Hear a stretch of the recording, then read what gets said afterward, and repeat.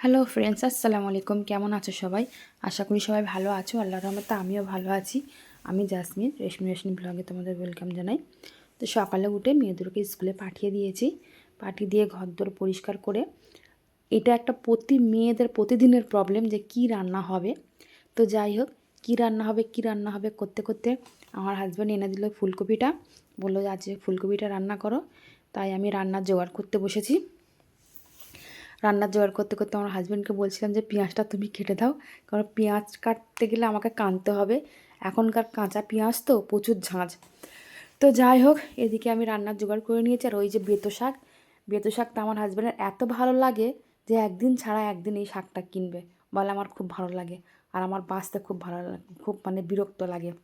তো যাই হোক, ওদিকে আমি শাকটা ভাজবো বলে কড়াই শুধু পেঁয়াজ আর তেল দিয়ে নাড়ছি, কিন্তু গ্যাস জ্বালাতে ভুলে গেছি। আর এদিকে রান্নাবান্না সেরে জামাকাপড় কেচে আমি একটু ছাদে এসেছিলাম জামাকাপড়গুলো মেলতে। আর এই দেখো, আজকে আমাদের এখানে হাট বসেছে, তোমাদের দেখাই।